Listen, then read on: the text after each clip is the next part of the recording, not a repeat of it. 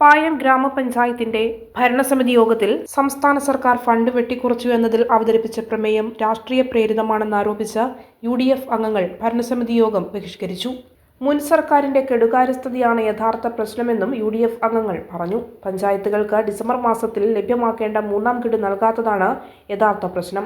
2026 March 23 ശേഷം ഒരു ബില്ലും സ്വീകരിച്ചിട്ടില്ല എന്നും സബ്മിറ്റ് ചെയ്ത ബില്ലുകൾക്ക് പണം നൽകാതിരുന്നപ്പോൾ ഏകദേശം 88 ലക്ഷം രൂപയോളം റോഡ് വർക്കിൽ മാത്രം സ്പിൽ ഓവറായെന്നും 2026-27 വർഷത്തെ പദ്ധതിയിൽ റോഡിൽ മാത്രം വെട്ടിക്കുറവ് ഉണ്ടായത് ഇതുമൂലമാണെന്നും നേതാക്കൾ പറഞ്ഞു.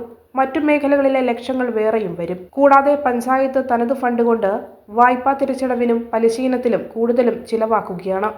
ഇതിൽ ഏറ്റവും പ്രധാനമായത് കല്ലുമുട്ടിയിലെ മൾട്ടിപ്ലസ് ഷോപ്പിംഗ് കോംപ്ലക്സിനും തിയേറ്ററിനും വേണ്ടി കടമെടുത്തതാണെന്നും നേതാക്കൾ ആരോപിച്ചു.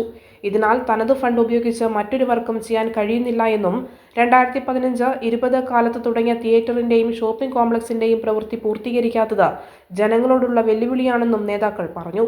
UDF നേതാക്കന്മാരെ, പ്രിയപ്പെട്ട സുഹൃത്തുക്കളെ, ഇന്ന് 18/8/2026 2 മണിക്ക് പായം ഗ്രാമപഞ്ചായത്തിൽ വെച്ച് നടന്ന നമ്മുടെ പഞ്ചായത്ത് ഭരണസമിതി യോഗം UDFന്റെ മെമ്പർമാരായ 6 പേരും ഒറ്റക്കെട്ടായി ബഹിഷ്കരിച്ചിരിക്കുകയാണ്.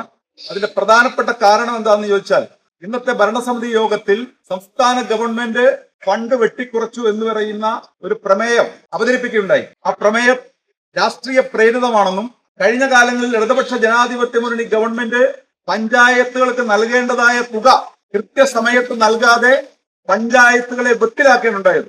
ഡിസംബർ മാസത്തിൽ ലഭിക്കേണ്ടതായിട്ടുള്ള ഗഡു പഞ്ചായത്തുകൾ ലഭിച്ചില്ല എന്ന് മാത്രമല്ല, നമുക്ക് എല്ലാവർക്കും അറിയാം, ഒരു സാമ്പത്തിക വർഷം അവസാനിക്കുന്നത് മാർച്ച് 31-ാം തീയതി ആണെങ്കിൽ ആ മാർച്ച് 31-ാം തീയതി വരെയുള്ള പഞ്ചായത്ത് വർക്ക് ചെയ്ത ബില്ലുകൾ പഞ്ചായത്ത് ഗവൺമെന്റ് ട്രഷറിയിൽ നിന്ന് മാറേണ്ടതായിട്ടുണ്ട്. എന്നാൽ കഴിഞ്ഞ ഗവൺമെന്റിന്റെ കാലത്ത് മാർച്ച് 23-ാം തീയതി വരെ മാത്രമാണ് ബില്ലുകൾ സ്വീകരിച്ചത് ട്രഷറിയിൽ. അതിനുശേഷം വന്ന ബില്ലുകളൊന്നും സ്വീകരിച്ചില്ല എന്ന് മാത്രമല്ല, ആ മാർച്ച് 23-ന് ശേഷമുള്ള ഒരു ബില്ലും ഇവിടുത്തെ പൊതുമരാമത്ത് റോഡ്സിനോ അതുപോലെ തന്നെ പഞ്ചായത്തുകൾക്ക് നൽകിയിട്ടില്ല. അതുകൊണ്ട് തന്നെ ലക്ഷക്കണക്കിന് രൂപയുടെ സ്പിൽ ഓവർ വർക്കുകൾ ഈ ഭരണസമിതിക്ക് ഈ സാമ്പത്തിക വർഷം ഏറ്റെടുക്കേണ്ടി വന്നു. പായം ഗ്രാമപഞ്ചായത്തിൽ ഏകദേശം 88 ലക്ഷം രൂപയുടെ വർക്കുകൾ റോഡ്സിന് മാത്രമായിട്ട് സ്പിൽ ഓവറായി. നിലവിലുള്ള തെരുവ് വിളക്കുകൾ പലതും കത്താതായിട്ട് മാസങ്ങളായി. പഞ്ചായത്ത് വക ശ്മശാനം കാര്യക്ഷമമല്ല.